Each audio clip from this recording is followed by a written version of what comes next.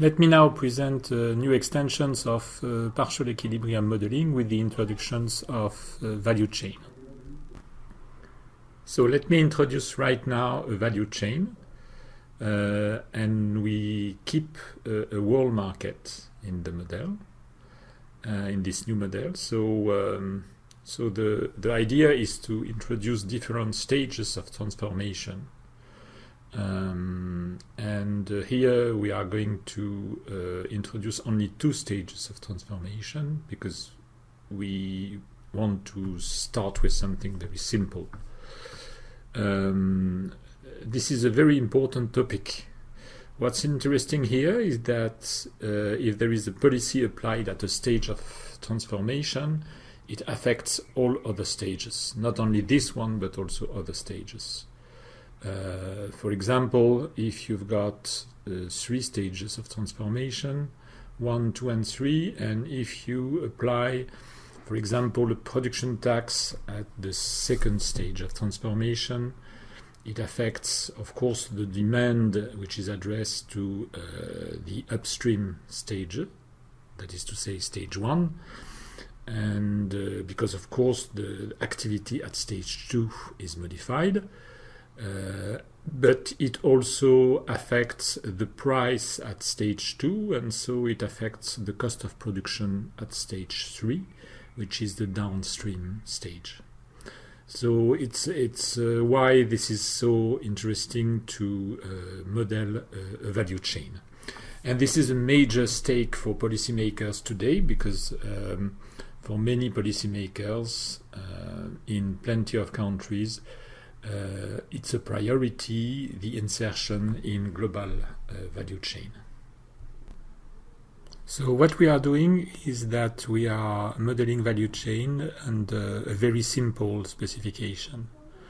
So what we are going to suppose is that there are only two stages of transformation. First, an upstream stage, which is the cultivation of soy. And soy is used in the livestock sector as a feed for animals, and this is the downstream stage of transformation. And so we have got something very simple with only two stages of transformation. Why? Because I want to start with something very simple, and this model will be complexified during the second curriculum to do something which is much more realistic. Because in fact reality is much more complex. So how to describe reality? In fact, the key sector is the crushing industry. So the crushing industry is using some oil seeds like soy, rapeseeds, sunflower to extract vegetable oils, and the rest of the process is what we call cakes, which is full of protein, which is good for feeding animals. And so cakes are used in the livestock sector. The livestock sector is used by slaughterhouses to make meat, and meat is used by the food industry. And vegetable oils is used in the food industry to be sold to final consumers, or it is used as an input by the biodiesel industry, in particular to make biodiesel for fuel for transportation. So we've got something very complex in the reality. It can be done, but of course it requires some advanced modeling capacities. So how are we going to model this very simple value chain? What I'm going to ask you is to start with the previous model. So it's a model of a world market. And what we are going to do is to apply this model to the soy sector instead of the wheat sector. And what we are going to do is to introduce a second sector with exactly initially with the same structure, and this sector will be the livestock sector. So in fact you will have the letter M for each annotation. So for example, the supply will be XSM in country R, the demand will be XDM in country R, the local price will be PM in country R, and the world price will be PME. And you will have also some custom duty and some export tax, and they will be called TM and TMX.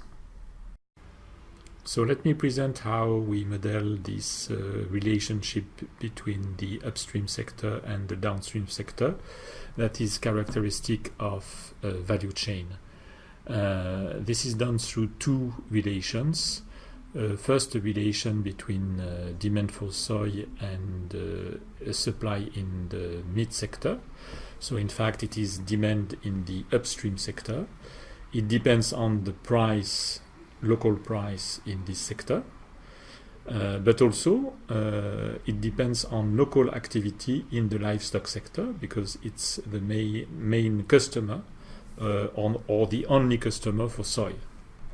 Okay, so it means that we have demand for soy in country R, XDR, which depends on the local price of soy, PR, according to a decreasing relationship, but also on supply in the meat sector, XSMR, according to an increasing relationship. So this is the first relation characterizing this value chain. The second relation is the fact that the supply in the downstream sector, livestock, depends on the price of the livestock. This is the output, so it's the usual relationship, but it also depends on the price of soy, which is the input. So more specifically, we have XSMR, which is the supply of livestock, depends on PMR, which is the local price of livestock in country R, according to an increasing relationship, business as usual. But it also depends on the local price of soy, PR, according to a decreasing relationship. So in fact, this model is inspired from a model by Groningen, the chapter entitled Multi-Market, Multi-Region Partial Equilibrium Modeling, in a collective book edited by Joseph Francois and Reinhardt, entitled Applied Methods for Trade Policy Analysis. This is a very good book that I'm recommending. So what we do here is we have a hypothesis of homogeneous goods in terms of soybeans and bovine meat. So the soybeans and meat produced by 16 countries and regions in the world are exactly the same. We've got data of production and prices from FAO Stat for the 2013 for 2013, and all data are in tons, US dollar or US dollar per ton. So how are we going to calibrate the model? We have exports. In reality, we have exports and imports in each country or almost each country. So we make the difference between exports and imports. If it is positive, we suppose that the country is only exporting, and if it is negative, we make the assumption that the country only imports. And then we adjust the local consumption on the difference between production and net exports. And we also make the adjustment of production and consumptions in the rest of the world as the difference between production or consumption in the world minus production or consumptions in all other regions. And finally, concerning taxes, import taxes or export taxes, so we have a world price, we have local price, and so we calibrate tax data based on differences in production price. So it means that if we have a local production price which is greater than the world price, we suppose that there is an import tax which is the difference. And if this is the opposite, we have an export tax. So here you've got the list of countries and regions. So the set of countries, which is still called R. So you see that the first column is the GAMS code, while the second one is the text, which is optional. So you've got USA, Brazil, Argentina, China, India, Paraguay, Canada, Uruguay, Bolivia, Ukraine, Russia, South Africa, Indonesia, Italy, Nigeria. And the last region is the set of all other countries, which is called ROW, which is the rest of the world. You notice that you have two African countries, Nigeria and South Africa. So here are the data that you need to feed the model. So you've got T, which is the import duty in the soy sector by country or region, TX, which is the export tax in the soy sector, XD, which is the demand for soy in each country, XS, the supply of soy in each sector, in each country, TM is the import duty in the livestock sector, TMX is the export tax in the livestock sector, XDM is the demand for livestock in each country, and XSM is the supply of meat in each country. You need some elasticities to feed the functional forms. I remind you that we only employ functional forms which are isoelastic. So the first two elasticities are elasticities of the supply of soy and the demand for soy, and it's relative, it's with respect to the local price of soy. So EXSP is the elasticity of the supply of soy with respect to the price of soy, local price, and EXDP, the elasticity of the demand for soy with respect to the local price of soy. Then we've got two elasticities, the same but for the meat sector, or the livestock sector. So we've got EXSMPM, which is the elasticities of the supply of meat with respect to the price of meat, and EXDMPM, which is the elasticity of the demand for meat with respect to the price of meat, local price of meat. And then finally, you've got the two last columns with the elasticities which are unusual, I would say. So EXDSM is the elasticity of the demand for soy with respect to the supply of meat, and EXSMP is the elasticity of the supply of meat relative to the local price of soy. So you still need some data before running the model. So the world price of soy is $478 per ton. The world price of meat is $1,636.7 per ton.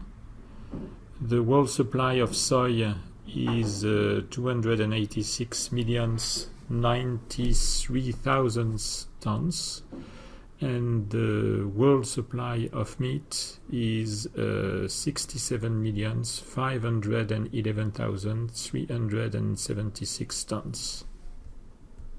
So as I said earlier, this model is very simple, and it's possible to design more detailed specifications of value chain.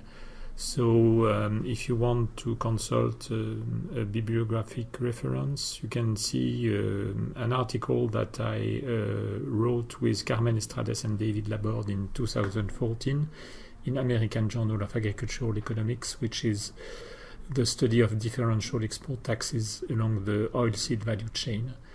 So what is doable is to introduce substitutes at a stage of the value chain. So for example, there can be a substitute to soy at the first stage of the value chain. For example, sunflower, rapeseeds. What is possible also to do is to make a stage producing 2 goods instead of 1. So, for example, the crushing industry can produce vegetable oil and cakes. So this is not what we are going to do right now. What I'm asking you is to design the model and to study the impact of the liberalizations of the soy sector, then of the livestock sector, and then of both sectors. Be careful, because a shock can be very important, so it can be harder to have the shock implemented. So an option is to implement a shock in several stages. So, for example, if you study the total liberalizations of both sectors, and you've got some difficulties to get the shock run, so what you can do is to first liberalize the soy sector, ask for a solve of this first stage, then a liberalizations of the livestock sector. And if it is not enough, if it remains difficult, what you can do is, for example, to cut the shock in 2 or 3 or 4 stages. So, for example, if you want to cancel import duties in the soy sector or the livestock sector, you cut the import duties by half. You ask for a solve, and then you cancel completely the import duties in this sector.